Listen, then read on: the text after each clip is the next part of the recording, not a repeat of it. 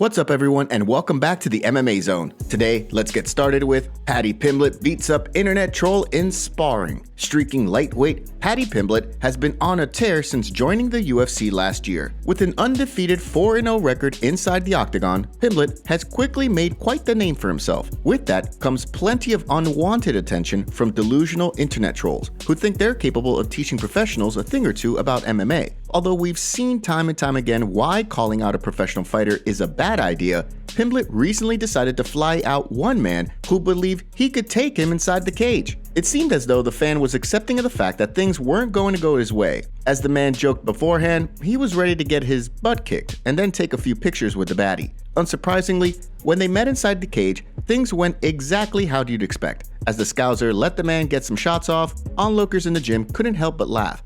Although Pimblett seemingly kept things lighthearted, he began to pour it on in the second round, stuffing a takedown before landing some ground and pound. With the man complaining of a pulled muscle, the baddie really opened up in the third, landing a barrage of body shots before the man finally called it quits after a kick to the elbow. As Pimblett explained after the fact, the troll earned his respect just by showing up. According to him, he's been trying to get fighters from the UK to spar with him to no avail. Pimblett is of course fresh off his controversial UFC 282 decision win over Jared Gordon this month, and eager to continue his climb up the 155-pound rankings in the new year. Although there's been no word about who he could possibly face, many fans couldn't help but notice he looks to be in pretty good shape. For a fighter who usually packs on the pounds in between fights, the fact that he's staying lean could indicate that he's going to turn around and fight sooner rather than later. When he does, who do you want to see him square off against? Give us your thoughts in the comments section below. Kamaru Usman seems to still be dealing with hand injury. It's no secret that the UFC is looking to book a trilogy fight between former pound-for-pound kingpin Kamaru Usman and welterweight champion Leon Edwards for the new year. After Usman was knocked out with a head kick heard round the world, it seemed a trilogy fight was the obvious answer. With the UFC reportedly targeting a rematch next year in London, it seemed as though it was just a matter of when the fight would be finalized. Since then, however, there's been little movement on that rematch, and the UFC recently announced a pay-per-view at the O2 Arena in London on March 18th. The card many predicted a trilogy fight between Usman and Edwards would take place on. With no updates on the rematch, fans have begun to question what the holdup is. This week, former champion Kamaru Usman was seen in a cast of sorts at Face Off Fight Night 3 in Lagos, putting into question when he'll be able to return to the octagon. With fans left to speculate about his availability, talk has inevitably shifted to other potential opponents for Leon Edwards. From the sounds of things, the fight community has 3 alternate opponents in mind if Usman cannot make the March 18th date: Colby Covington, Khamzat Chimaev, and Jorge Masvidal. Neither of the 3 men currently have fights booked, and although Jorge Masvidal is riding a 3-fight losing streak, his name is forever linked to Edwards after his infamous 3-piece and a soda. Between that and the UFC's willingness to book fights regardless of rankings, many have questioned whether we'll see a case of creative matchmaking as the BMF earns a title shot. With that said, if Usman isn't ready for the March 18th pay-per-view and the UFC is eager to book Edwards on the card, it's far more likely that it's Chimaev or Covington who get the call to fight for the belt. How do you see things playing out at 170 pounds? Will Edwards' first title fight be a rematch with Usman? Or will another contender step in? Give us your thoughts on this in the comments section below. Nick Diaz training at UFC Performance Institute ahead of potential return. Leading up to Nick Diaz's highly anticipated return fight against Robbie Lawler, it seemed as though the Stockton superstar was poised for a thrilling return. When he entered fight week, it was quickly apparent that something had derailed the preparation of the older Diaz brother. He and his team requested the fight become a middleweight bout, and he even questioned why he was even returning to the octagon. When the 2 men clashed at UFC 266, Diaz showed flashes of brilliance, but he ultimately crumbled under Lawler's relentless pressure. After the fight, many assumed that he would retire from the sport given how poorly his return had gone. After undergoing surgery to repair ruptured discs, it was then revealed that Diaz is still in the USADA testing pool.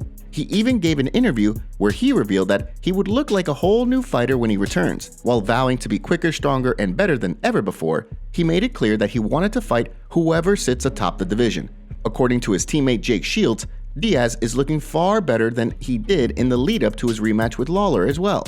This week, Diaz was pictured at the UFC Performance Institute, looking ready to make his comeback, stirring up plenty of attention from fans who have been clamoring for news regarding his next move. If the leader of the Nick Diaz army does follow through on his intentions to fight in 2023, who do you want to see him return against? Give us your thoughts in the comments section below.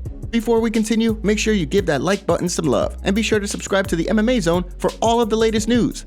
Gilbert Burns eyeing finish against Neil Magny in Brazil. When Gilbert Burns steps into the octagon at UFC 283, he'll be looking to not only return to the win column after a controversial decision loss to Khamzat Chimaev, but he'll also be looking to put on a show for his home country. After struggling to find an opponent, Burns was finally booked to fight Neil Magny, the winningest fighter in the history of the 170-pound division, on the card. For Burns, the fight is a risky one, as he puts his number 5 ranking on the line against the number 12 ranked Magny. As he looks to return to the win column and begin another run at the welterweight title, Burns doesn't want to settle for anything less than a finish. He spoke in an interview with UFC.com to discuss the fight and all the nerves that come along with fighting in front of the hometown fans. Although he admits he's nervous, he has no doubts that when the octagon door closes, a switch will be flipped and he'll perform at his best. When it came to his prediction for this fight, Burns revealed that his lofty goals all begin with defeating Neil Magny January 21st in Rio de Janeiro. This is the first step to getting back to fighting for the belt. It's going to be fireworks. I'm coming to Brazil for a finish. With Leon Edwards potentially in need of a dance partner for the UFC 286 card in London, a quick win for Burns could see him slide into title talks next year. When he steps into the octagon with Neil Magny, how do you see things playing out? Will Mystic Gilbert's prediction come true? Or will Magny pick up another win and skyrocket up the welterweight ladder? Give us your thoughts in the comments section below. And now for our breaking news story of the day. I've got a question for you. Go ahead. Did Drake come through with your watch? Yeah, he did, lad. He did. It's on one of my vlogs, lad. Unbelievable. He brought the watch. Well, he got someone from the Rolex shop to bring the watch down. He brought mine and Molly's. That one's in ours, to be honest. It's unworn, but I think I'm gonna auction that off for me mental health charity. I'm just starting my own charity at the minute, so I think that's going to be the first thing. We're gonna pump some funds into it because, as I say, I've already got 2 watches, so I'd like to use it for a good cause. So I think I'm gonna auction it off and put it towards my charity what I'm getting started. But I can't thank Drake enough for that, lad. He just come through with a watch for us. Scouser. Donald Cowboy Cerrone gives Jake Paul props, admits he'd be open to fight. When Jake Paul defeated Anderson Silva, the fight community continued to remain divided on their perception of the controversial YouTuber. On the one hand, figures like Ariel Helwani were quick to give Paul his props for defeating a legend of the fight game. On the other hand, many pointed to the 5th round knockdown that occurred as further proof of Paul paying his opponents to take a dive. With no fights on the schedule for Paul in the new year, the Cowboy himself, Donald Cerrone, wants him to know that he's down to step in the ring if the opportunity presents itself. The former title challenger spoke to Thick Boy Studio in a recent video, comparing Paul to Conor McGregor in regards to being a money fight for his opponents. Although many have questioned whether or not Paul's fights are legitimate, Donald Cerrone believes the former Disney Channel star is simply just putting in the work. Jake Paul, everyone's wanting to fight, and I don't see why they wouldn't, because that's a big money fight.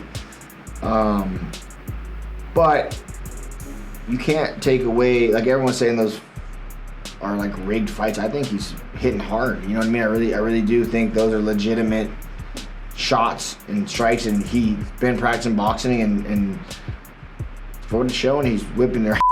As Cerrone recently revealed on Instagram, he's been using steroids now that he's retired. Thanks to a carefully selected custom formulated product based on his blood work, he feels like he's 20 years old again. Given how great he feels, he understands why it's illegal for fighters to use the substances. Do you want to see him square off with Jake Paul in the new year? Give us your thoughts in the comments below. Thank you so much for joining us today. What do you make of what's going on in the fight world? Make sure to like this video and subscribe to the channel to stay up to date on all the latest news from the MMA Zone. See you next time.